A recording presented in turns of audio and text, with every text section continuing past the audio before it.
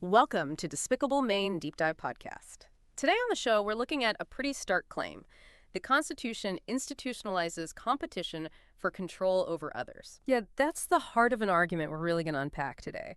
We've got this article arguing the U.S. Constitution isn't just flawed in places, but fundamentally flawed in its actual design, the core idea. It sets up this inherent competition for power, and that very structure, well, that's what supposedly fuels all the division and conflict we see around us.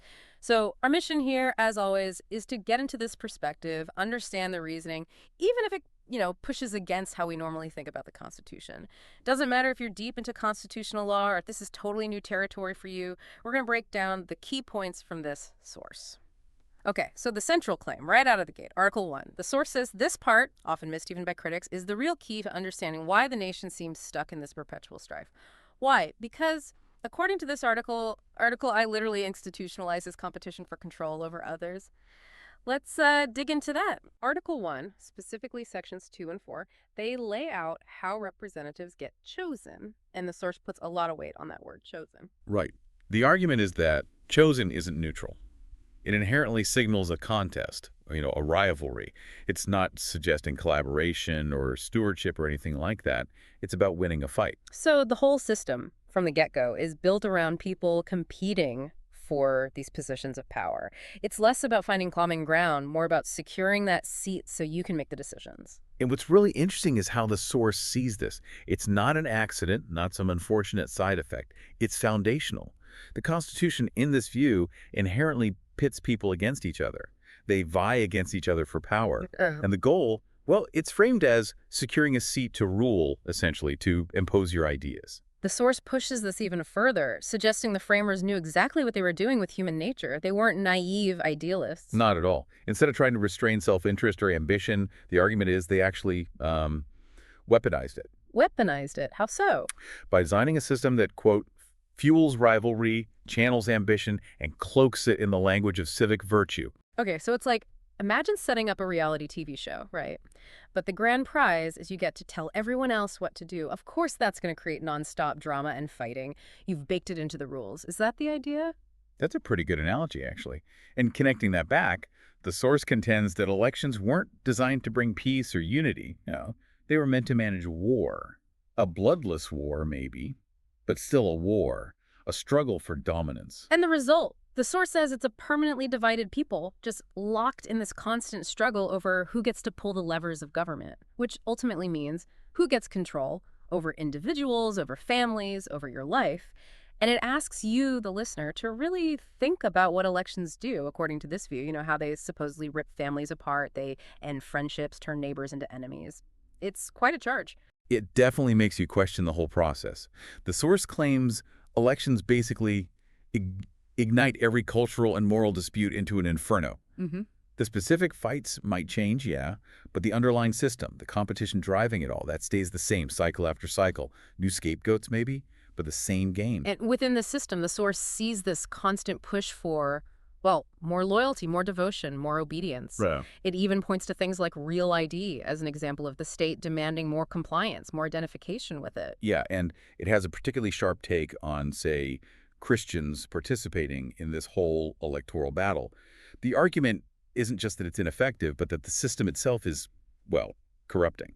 That participants are being swallowed by the darkness, playing by the devil's rules, by even entering that arena of competition for control. But hang on, it's important to note the source isn't saying just give up and do nothing, right? No, not exactly. It tries to draw a line between government, as we know it, this competitive system, and a different idea of governance, something more like local stewardship, mutual accountability. It hints at another way. Which leads to this really pointed question it throws out there. Right. It asks you directly, can you at least be humble enough to admit you need to be governed? Yes, you, personally. It really challenges that maybe unspoken assumption that we are fit to choose rulers for others, but perhaps resist the idea of being governed ourselves. Interesting. And it does bring up the Declaration of Independence. Yeah, that line about the people's right to alter or to abolish a destructive government. But then it immediately pivots. It does. The source flatly states altering it is impossible. It dismisses all the usual ideas, nullification, Article V conventions, even just, if we could only get the right people in there. It sees those as fundamentally futile. Utterly futile within the existing structure, like rearranging deck chairs on the Titanic, basically. Right. Thinking you can fix the basic design flaw by just swapping out a few politicians. It's like trying to win a Formula One race by putting faster horses on your carriage. The vehicle itself is the issue. Exactly. So what does it propose instead? Peaceful delegitimization and abolition. And crucially, it says this has to start in our minds.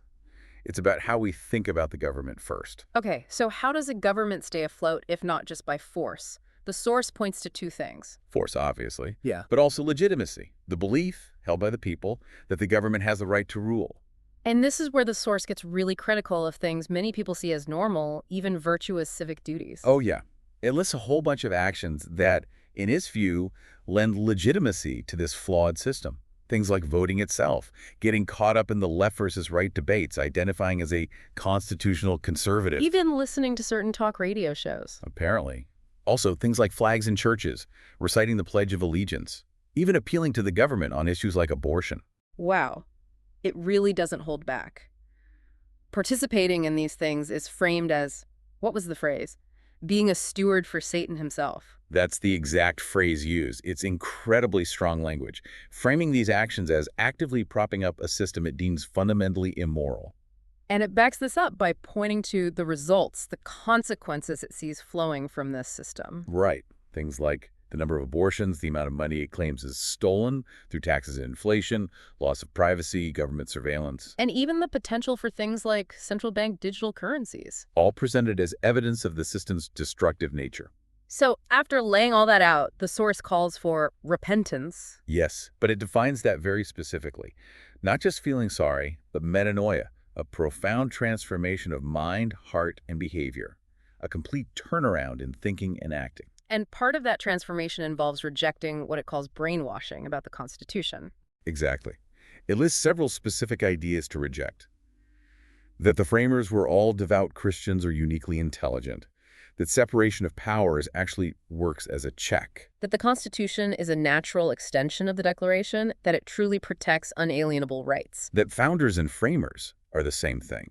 Or that there was real unity at the Philadelphia Convention. It challenges all those common narratives. And instead, it holds up a different model. It contrasts the system's reliance on competition and coercion with Christ's call to love through self-sacrifice, not through grabbing power. So the ultimate call is to withdraw loyalty. Completely. Withdraw loyalty from what it labels an empire of lies and violence.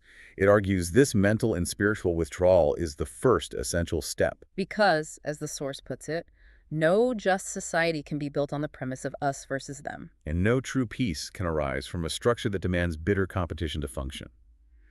It sees these as fundamental incompatibilities. Which loops back to that core idea that the Constitution, by demanding competition, effectively demands, according to the source, that you hate half the country on a regular basis just to make the system work. So if altering it is impossible and participating legitimizes it, what's the path forward presented?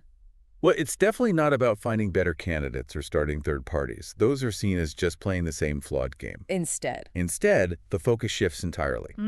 It's about actually living out the command to love your neighbor, pursuing things like voluntary governance, mutual accountability, and local stewardship in governance, building alternatives from the ground up outside the competitive state structure. So the final message is essentially a call to refuse. Yes. Refuse to compete for control over others. Refuse to lend legitimacy or sanctity to what it sees as immoral. Refuse to perpetuate the division. Refuse to hate. It frames those who keep playing the political game as fighting for Caesar's sword, basically. Choosing worldly power structures over allegiance to another kingdom. Okay, so wrapping up this deep dive, the core argument we've explored is provocative, to say the least. It contends the U.S. Constitution isn't just imperfect, but its fundamental design institutionalizing competition for control is the very engine driving national division and conflict, a system built, in this view, not for peace, but for managed warfare. Thanks for tuning into the Despicable Maine Deep Dive podcast. Remember, soon living in the United States will be theft of your life.